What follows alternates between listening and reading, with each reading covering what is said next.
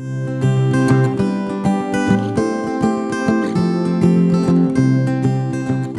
can't believe it. We've only got a few more chapters to go, and I'm starting to get a little sad because I won't be with you trying to give you what I've learned. But today we're going to dig into chapter 12, which is on being a mentor. It comes under the title of Coach 2.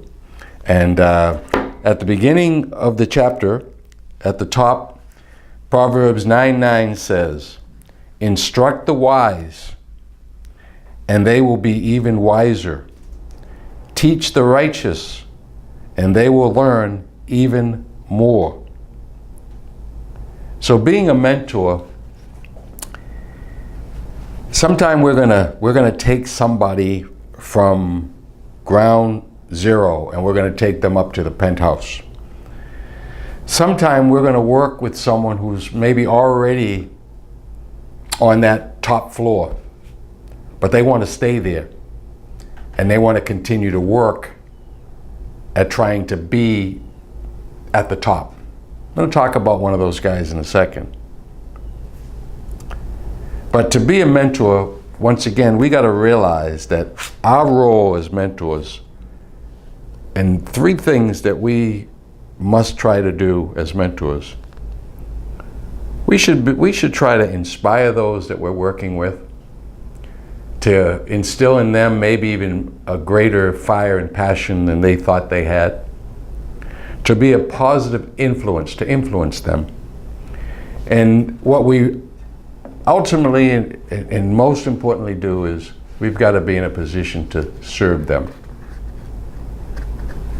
As it was said, and I believe, at the very beginning we talked about mentors, about the coach, and how it's not always about his or her ability, but it's probably more about their availability. So we've got to be available, we've got to be accessible, and that person's got to know that we're there for them. So as we inspire, influence, and serve, we do so because we have been given that gift by God. Everybody has that leadership DNA inside of them, that the ability to coach and mentor somebody else. In this chapter I talk about Patrick Ewing, my great high school player, and his story and how I helped him. There's stories in there in the book about my relationship with my son Michael, who, I was with me from the time he was born, and we coached together for over 20 years, and I think I might already mention it. We were the first African-American father-son coaching team in the history of Division I basketball, and I'm proud of that. Coached together for over 20 years. He sat next to me on the bench, and he would whisper in my ear, and at times he was mentoring me, he was coaching me, and I accepted that. We talk about the fact that we can take sometime people from nowhere to somewhere, but then sometime we come across those exceptional people that maybe we might give them one or two little things, or maybe we might just have them recognize, really truly recognize the gifts that God gave them. I had the opportunity to coach Michael Jordan in the McDonald's All-American game in 1981. And I didn't know who he was before I met him, but boy, I sure knew who he was when I left. And Michael Jordan was a pleasure to coach. And here's what I loved most about mentoring him, about coaching him, about being a mentor and a coach to Michael Jordan, is he wanted to be coached. He wanted to be mentored. So as we choose people, or as people choose us to be involved in that mentoring relationship, we must make sure that those people appreciate who we are, what we have to offer, and they want to try to learn as much from us as possible. So we want learning folks. We want, folks that are going to really get in there and try to get as much out of us as we can possibly give them.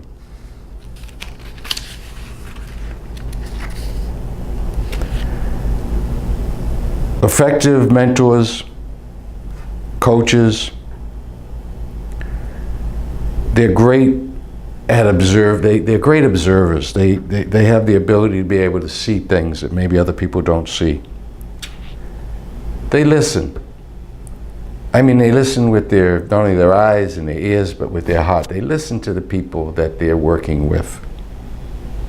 And then, once again, when you develop the skill of listening, you then can develop the skill of asking great questions. So you've got to always be questioning and challenging those who you are mentoring.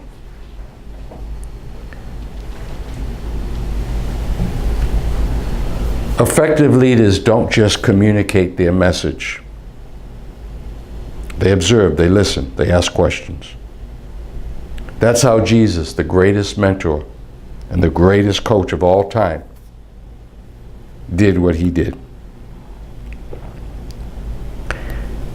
Just like Jesus, we want to see the big picture and know where we're going and how to get there.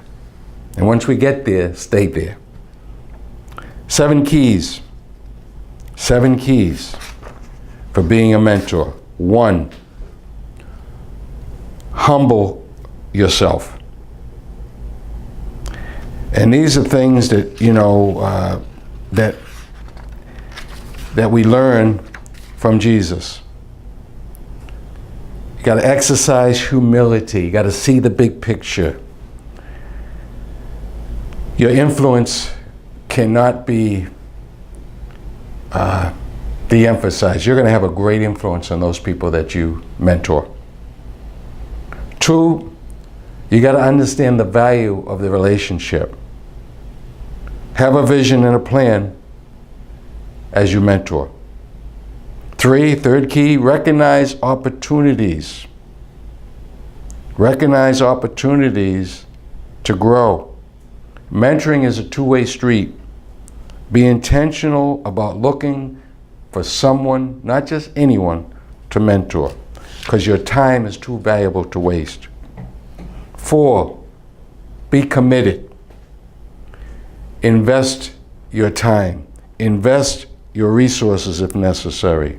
But most of all, invest your emotional energy and your love in the person you're mentoring. 5, show that person that you really care. That you really care. They will do almost anything you ask them to do if they know you care about them.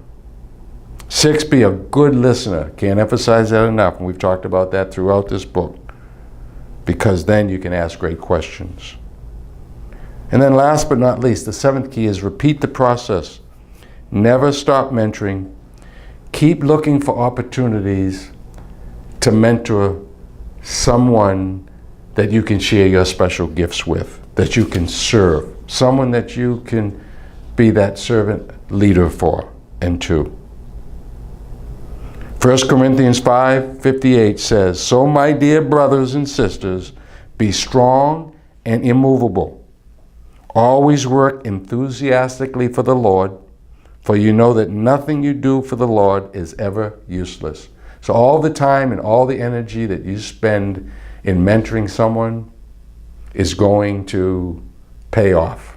You may not see it, but it's going to pay off. And let's close in prayer. Lord, give me the desire to mentor someone else. Place people in my life who need whatever wisdom and knowledge I have to share. I want to be a part of the solution to the problem that our world is facing. Most importantly, I want those who I mentor to see Christ Jesus in me. Why? Because it's for your glory. It's all about you. It's not about me. Wow. This chapter, every time I read it, it inspires me. And I hope that it has inspired you, just like this book. So, can't wait till next week. Be ready. It's going to be great. Take care.